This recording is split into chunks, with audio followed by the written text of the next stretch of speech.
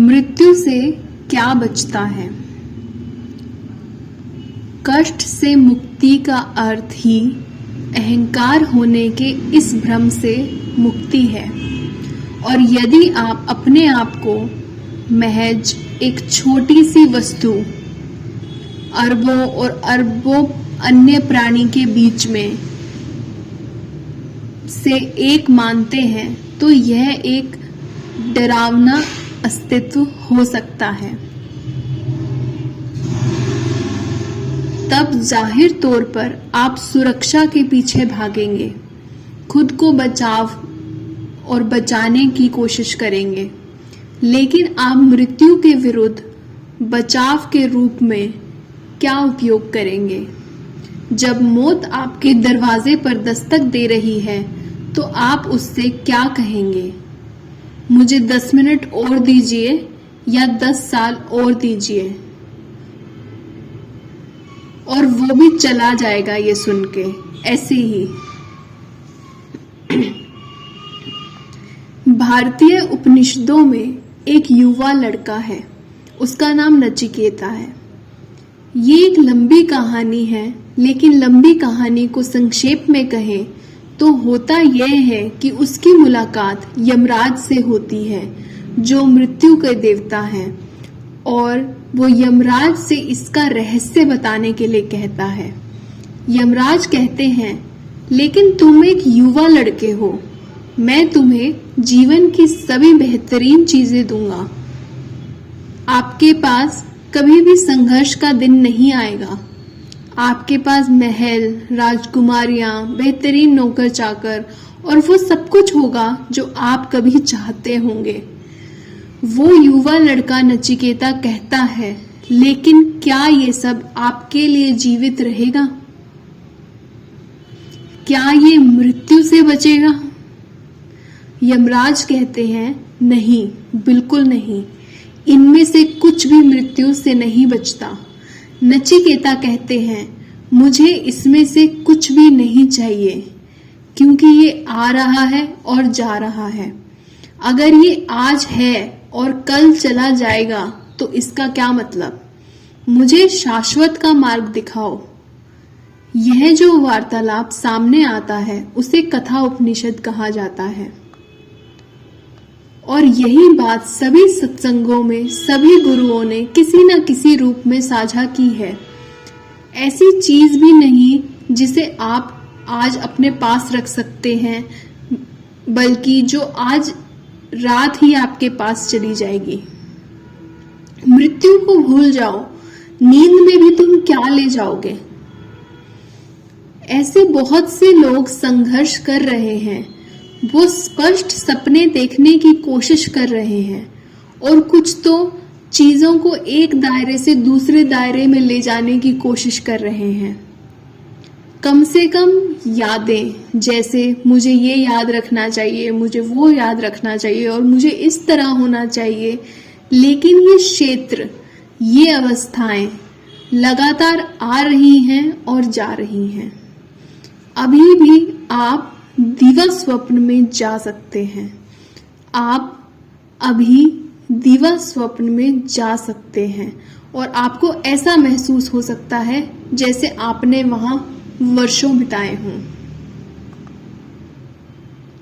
यह कृष्ण और नारद की कहानी की तरह है। एक बार क्या हुआ कि कृष्ण और नारद एक साथ सैर कर रहे थे, एक सुंदर समय, और तब नारद ने ये प्रश्न पूछा, भगवान कृपया मुझे बताएं कि माया क्या है। और कृष्ण कहते हैं, क्या आप वास्तव में जानना चाहते हैं? नारद कहते हैं, हाँ, निश्चित रूप से मैं वास्तव में जानना चाहता हूं। तो कृष्ण उनसे कहते हैं, ठीक है, मैं आपको बताऊंगा, लेकिन पहले मेरा थोड़ा गला सूख रहा है। क्या आप मेरे लिए पास की नदी से थोड़ा सा पानी ला सकते हैं? तो नारद कहते हैं, बेशक, और एक कंटेनर के साथ पास की नदी में चले जाते हैं। वहां वो इस एक खूबसूरत महिला को देखते हैं जो उनकी मोजे उतार देती है। तब उन्होंने कहा था, मैं जीवन में यही चाहता हूँ, मैं वास्तव में यही चाहता हूँ। और फिर वो उनको शादी के लिए प्रपोज कर देते हैं। जैसा कि वो कहते हैं, वो अपना सर्वश्रेष्ठ प्रयास करते हैं और इस महिला को भी उनसे प्यार हो जाता है। तब वो खुश रहते हैं, वो खुश हैं और वो एक साथ, अब उनके बच्चे हो गए हैं और उनके 2 बच्चे हैं। तो फिर क्या होता है कि एक दिन बहुत बड़ी बाढ़ आ जाती है, उनके नगर में भयंकर बाढ़ आ जाती है। अब वह एक गृहस्थ की तरह रह रहे हैं, उन्हें यह भी याद नहीं कि वो नारद हैं। बहुत बड़ी बाढ़ आती है और सबसे पहले अपने परिवार को वो बचाने की कोशिश करते हैं। बाढ़ उनकी पत्नी को छीन लेती है और बेशक ये दुख से भरा हुआ है, लेकिन वो अपने दोनों बच्चों को संभाले हुए हैं। वो एक को पकड़ लेते हैं और एक को अपने कंधों पर रख लेते हैं।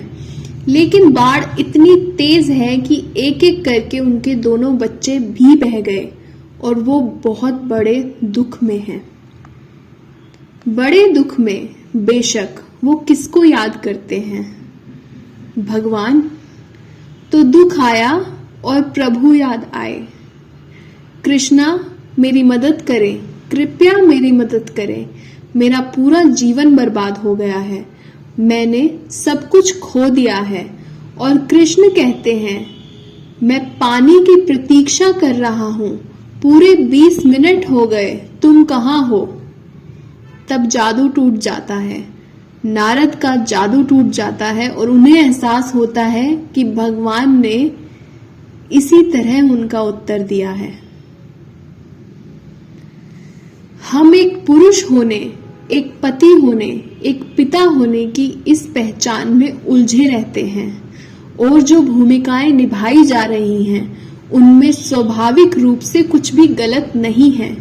कृष्ण ये नहीं कह रहे कि इन्हें त्याग देना चाहिए, वे जो कह रहे हैं वो ये है कि याद रखें कि ये आने और जाने का ही हिस्सा है, वे हमेशा के लिए नहीं रहेंगे। इसीलिए जो चला जाता है उससे जुड़ना नहीं चाहिए। ये वैसा ही है जैसे आप अपने अच्छे दोस्त के रूप में रोटी का एक टुकड़ा चाहते थे और आपने कहा यही है, मैं बस यही चाहता हूं। माता पिता आएंगे और कहेंगे लेकिन ये बासी हो गया, कल तक इसमें फफूंद लग जाएगी। लेकिन आप कहते हैं नहीं, मैं इसे सुरक्षित रखूंगा, मैं इसे जीवित रखूंगा, मैं सफाई का काम कर लूंगा। लेकिन आप इसे कब तक रखेंगे? रोटी का एक टुकड़ा, तुम कुछ भी करो, ये तो जाने वाला है। तो शरीर ऐसा ही है, इस और इसकी वस्तुओं से जुड़े रहना, आप इसे कब तक रखेंगे?